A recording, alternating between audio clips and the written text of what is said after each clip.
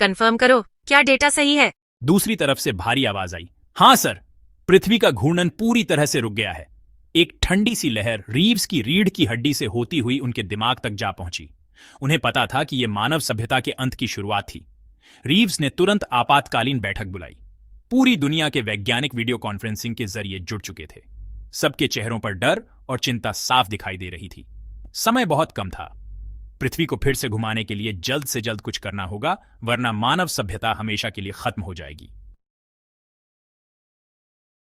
New York शहर, जो कभी अपनी चमक दमक और ऊर्जा के लिए जाना जाता था, दुनिया का सबसे रोशन शहर, जहां रातें भी दिन जैसी होती हैं, लेकिन आज यहां एक अजीब सी घबराहट और बेचैनी थी जो हर चेहरे पर साफ दिखाई दे रही थी। सूरज अपनी जगह पर जमा हुआ था, जैसे समय ने खुद को रोक लिया हो। वो न तो उदय हो रहा था, न ही अस्त, मानो उसने अपनी गति खो दी हो। लोग अपने घरों से बाहर निकल आए थे, यह जानने के लिए कि आखिर हो क्या रहा है। सब आसमान की तरफ देख रहे थे, जैसे कोई जवाब ढूंढ रहे हो। उनकी आंखों में डर और हैरानी साफ दिखाई दे रही थी, जैसे कोई अनहोनी घटने वाली हो। टाइम्स स्क्वायर की चमकती बिलबोर्ड अब बंद पड़े थे, जैसे किसी ने स्विच ऑन ऑफ कर दिया हो। सड़कों पर गाड़ियों की भीड़ थम गई थी, जैसे किसी ने समय को रोक दिया हो। लोग अपने मोबाइल फोन पर खबरें देखने की कोशिश कर रहे थे, लेकिन नेटवर्क गायब हो चुका था, जैसे दुनिया से संपर्क टूट गया हो। एक अजीब सी खामोशी छा गई थी, जैसे किसी ने सब कुछ मूक कर दिया हो। ऐसा लग रहा था जैसे पूरी दुनिया एक तस्वीर बन गई हो। धीरे धीरे डर और चिंता बढ़ने लगी। लोगों को समझ आने लगा था कि कुछ बहुत बुरा होने वाला है, और यह सोच उन्हें और भी बेचैन कर रही थी। सूरज की तेज गर्मी अब असहनीय होने लगी थी, जैसे वह अपनी पूरी शक्ति से जल रहा हो। पानी सूखने लगा और फसलें झुलसने लगीं, जैसे प्रकृति ने भी हार मान ली हो। न्यूयॉर्क शहर, जो कभी जीवन से भरा हुआ करता था, अब धीरे धीरे एक रेगिस्तान में तब्दील होने लगा था, जैसे जीवन ने यहाँ से विदा ले ली हो। पृथ्वी के रुक जाने का असर हर जगह अलग अलग था। भूमध्य रेखा के नजदीक के इलाकों में सूरज लगातार चमक रहा था। यहां भीषण गर्मी पड़ रही थी। तापमान इतना बढ़ गया था कि नदियां और झीलें सूख गई थीं। जंगलों में आग लग गई थी। जीव जंतु प्यासे मर रहे थे। वहीं दूसरी ओर ध्रुवीय क्षेत्रों में अंधेरा छाया हुआ था। यहां कड़ाके की ठंड पड़ने लगी। समुद्र जमने लगे। बर्फीली हवाएं चलने लगीं। ध्रुवीय भालू और अन्य जीव जंतु ठंड से ठिठुर रहे थे। भोजन की तलाश में वो दूर दूर तक भटक रहे थे, लेकिन उन्हें कुछ नहीं मिल रहा था। पृथ्वी दो हिस्सों में बंट गई थी। एक तरफ आग का समंदर और दूसरी तरफ बर्फ का रेगिस्तान। दोनों ही तरफ मौत का तांडव मचा हुआ था। मानव सभ्यता बर्बादी की कगार पर पहुंच चुकी थी। पृथ्वी के अचानक रुकने से समुद्र में भयानक उथल पुथल मच गई। विशालकाय लहरें उठीं जो सुनामी का रूप लेकर तटीय इलाकों में घुस गईं। शहर डूब गए। गांव उजड़ गए। लाखों लोग अपनों समेत समुद्र की भेंट चढ़ा गए। हवाओं ने भी अपना रौद्र रूप दिखाना शुरू कर दिया था। तेज हवाओं ने भयानक तूफानों का रूप ले लिया। ये तूफान इतने प्रचंड थे कि अपने रास्ते में आने वाली हर चीज को तहस नहस कर देते थे। इमारतें धराशायी हो गईं। पेड़ उखड़ गए। पूरी दुनिया में तबाही का मंजर था। समुद्र, जो कभी जीवन का प्रतीक था, अब मौत का दूत बन चुका था। उसकी विशाल लहरें मानव सभ्यता को निगलने के लिए आतुर थीं। जो बचे थे वो अब सिर्फ एक ही प्रार्थना कर रहे थे कि कोई चमत्कार हो और यह प्रलय थम जाए। पृथ्वी के घूमना बंद करते ही वायुमंडल में भीषण असंतुलन पैदा हो गया। गर्म और ठंडी हवाओं के मिश्रण ने प्रचंड तूफानों को जन्म दिया। ये तूफान पहले कभी नहीं देखे गए थे। इनकी रफ्तार सैकड़ों किलोमीटर प्रति घंटा थी। ये अपने साथ जहरीली गैसें और रेडियोधर्मी कण भी ला रहे थे। ये तूफान पृथ्वी के एक छोर से दूसरे छोर तक बड़ी तेजी से घूम रहे थे। ये अपने पीछे केवल बर्बादी और विनाश छोड़ रहे थे। फसलें नष्ट हो गईं। जंगल जल गए। जो थोड़े बहुत घर बचे थे, ये तूफान उन्हें भी मिट्टी में मिला देते। हवा, जो कभी जीवनदायिनी थी, अब मौत का पैगाम बन चुकी थी। पूरी दुनिया में एक अजीब सी घुटन थी।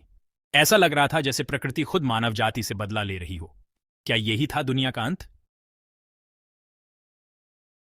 जब दुनिया में तबाही मची हुई थी, तब कुछ मुट्ठी भर लोग भूमिगत बंकरों में शरण लिए हुए थे। बाहर की दुनिया में हर तरफ विनाश और अराजकता का माहौल था, लेकिन इन बंकरों में लोग अपनी जान बचाने की कोशिश कर रहे थे। ये बंकर विशेष रूप से बनाए गए थे ताकि ये प्राकृतिक आपदाओं का सामना कर सकें। इनकी दीवारें मजबूत और मोटी थीं, जो किसी भी बाहरी खतरे से सुरक्षा प्रदान करती थीं। यहां हवा, पानी और भोजन का कुछ स्टॉक मौजूद था। बंकरों में हवा को साफ करने के लिए विशेष फिल्ट्रेशन सिस्टम भी लगाए गए थे, लेकिन ये स्टॉक सीमित था। हर किसी को अपने हिस्से का भोजन और पानी बहुत सोच समझकर इस्तेमाल करना पड़ता था। बंकरों में रह रहे लोग डर और अनिश्चितता के साथ अपने भविष्य को लेकर चिंतित थे। हर दिन एक नई चुनौती लेकर आता था। ऊपर क्या हो रहा है, इसकी उन्हें कोई जानकारी नहीं थी। बाहरी दुनिया से उनका संपर्क पूरी तरह से कट चुका था। क्या वो कभी दोबारा सूरज की रोशनी देख पाएंगे? क्या वो फिर से खुली हवा में सांस ले पाएंगे? क्या वो कभी दोबारा अपने परिवार और दोस्तों से मिल पाएंगे? ये सवाल उनके मन में हर समय घूमते रहते थे। इन सवालों का जवाब किसी के पास नहीं था। हर कोई अपने तरीके से इस अनिश्चितता का सामना कर रहा था। भूमिगत बंकरों में जीवन आसान नहीं था। यहां की तंग और अंधेरी जगह में रहना बहुत मुश्किल था। यहां हर तरफ अंधेरा था, हवा में नमी थी, भोजन की कमी थी, हर दिन एक संघर्ष था। लेकिन इन सब मुसीबतों के बावजूद बंकरों में रह रहे लोगों ने हार नहीं मानी। उन्होंने एक दूसरे का हौसला बढ़ाया। वे एक दूसरे का साथ दे रहे थे, एक दूसरे को दिलासा दे रहे थे कि सब कुछ ठीक हो जाएगा। वे प्रार्थना कर रहे थे कि जल्द ही सब कुछ ठीक हो जाए। उनकी उम्मीदें और प्रार्थनाएं ही उन्हें इस कठिन समय में संबल दे रही थीं। जबकि दुनिया बर्बादी की कगार पर थी, हर तरफ निराशा और अराजकता का माहौल था। डॉन रीव्स और उनकी टीम एक दुस्साहसिक योजना पर काम कर रही थी, जो मानवता के लिए आखिरी उम्मीद बन सकती थी। उन्हें उम्मीद थी कि पृथ्वी को फिर से घुमाया जा सकता है और इस प्रक्रिया से जीवन को एक नया मौका मिल सकता है। उनकी योजना थी कि पृथ्वी के विभिन्न हिस्सों में स्थापित शक्तिशाली आणविक उपकरणों का इस्तेमाल करके पृथ्वी को एक जोरदार धक्का दिया जाए, जिससे उसकी धुरी में परिवर्तन हो सके। यह एक बहुत ही जोखिम भरा कार्य था, जिसमें असफलता का मतलब विनाशकारी परिणाम हो सकता था। यदि गलती से भी कुछ गलत हुआ तो यह पृथ्वी के लिए और भी विनाशकारी साबित हो सकता था, जिससे जीवन का अंत हो सकता था। लेकिन डॉन रीव्स के पास खोने के लिए कुछ नहीं था, क्योंकि मानवता का भविष्य उनके हाथों में था। मानव सभ्यता का भविष्य दांव पर लगा हुआ था और यह एक ऐसा मौका था जिसे वे गंवा नहीं सकते थे। उन्हें यह जोखिम लेना ही था। समय बहुत कम था और हर पल कीमती था। डॉन रीव्स और उनकी टीम दिन रात काम कर रही थी, बिना रुके, बिना थके। उन्हें सटीक गणना करनी थी ताकि कोई भी गलती ना हो। उन्हें यह सुनिश्चित करना था कि आणविक उपकरणों का इस्तेमाल सही समय पर और सही दिशा में किया जाए, ताकि योजना सफल हो सके। क्या वे इस चुनौती का सामना कर पाएंगे? क्या वे पृथ्वी को बचा पाएंगे? यह समय ही बताएगा। डॉ रीव्स की योजना के अनुसार दुनिया भर के चयनित स्थानों पर विशाल आणविक उपकरण स्थापित किए गए। इन उपकरणों को एक निश्चित समय और एक निश्चित अनुक्रम में सक्रिय किया जाना था, ताकि पृथ्वी को वांछित गति मिल सके। यह मानव इतिहास का सबसे बड़ा और सबसे जोखिम भरा वैज्ञानिक प्रयोग था। पूरी दुनिया की नजरें इस पर टिकी हुई थीं। लोग भूमिगत बंकरों में दुआएं कर रहे थे। वैज्ञानिक अपनी सांसें रोके हुए थे। सब कुछ दांव पर लगा हुआ था। और फिर वो क्षण आ गया। आणविक उपकरणों को सक्रिय कर दिया गया।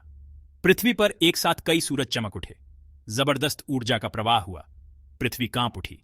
क्या यह प्रयास सफल होगा? आणविक विस्फोटों के बाद कुछ समय के लिए सब कुछ शांत रहा। फिर धीरे धीरे पृथ्वी ने हिलना शुरू किया। पहले तो बहुत धीरे धीरे, फिर धीरे धीरे गति बढ़ती गई। डॉ रीव्स और उनकी टीम खुशी से झूम उठी। उन्होंने यह कर दिखाया था। उन्होंने पृथ्वी को फिर से घुमा दिया था। यह एक नई सुबह थी, एक नई शुरुआत। सूरज ने अपनी गति फिर से शुरू कर दी थी। दिन और रात का चक्र फिर से शुरू हो गया था। हालांकि पृथ्वी पहले जितनी तेजी से नहीं घूम रही थी, लेकिन यह एक नई सामान्य स्थिति थी। यह मानव जाति के लिए एक नए युग की शुरुआत थी। एक ऐसे युग की जहां उन्हें सीमित संसाधनों और बदलते वातावरण के साथ रहना सीखना होगा। यह एक ऐसे युग की शुरुआत थी जहां उन्हें अपनी गलतियों से सीखना होगा और प्रकृति के साथ तालमेल बिठाकर रहना होगा। पृथ्वी के फिर से घूमने के बाद मानव जाति के सामने सबसे बड़ी चुनौती थी अपने आप को फिर से स्थापित करना। पूरी दुनिया में तबाही मची हुई थी। शहर उजड़ चुके थे, खेत बर्बाद हो चुके थे, लाखों लोगों की जान जा चुकी थी। लेकिन मानव जाति ने हार नहीं मानी। जो बचे थे वे फिर से खड़े होने के लिए दृढ़ प्रतिज्ञ थे। धीरे धीरे उन्होंने अपने घरों, अपने शहरों और अपने जीवन का पुनर्निर्माण शुरू किया। उन्होंने नए सिरे से खेती शुरू की। उन्होंने नए शहर बसाए। उन्होंने नए तरीके से जीना सीखा। यह एक लंबी और कठिन यात्रा थी, लेकिन मानव जाति ने हिम्मत नहीं हारी। उन्होंने एक दूसरे का साथ दिया। उन्होंने एक दूसरे की मदद की और धीरे धीरे उन्होंने अपने आप को फिर से स्थापित कर लिया। यह मानव जाति की अदम्य इच्छा शक्ति और उनकी अनुकूलनशीलता का प्रमाण था।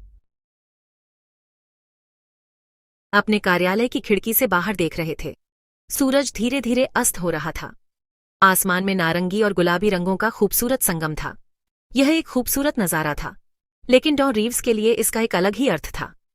यह नजारा उन्हें मानव जाति की अदम्य भावना की याद दिलाता था। एक ऐसी भावना जो किसी भी मुसीबत का सामना कर सकती है, एक ऐसी भावना जो कभी हार नहीं मानती।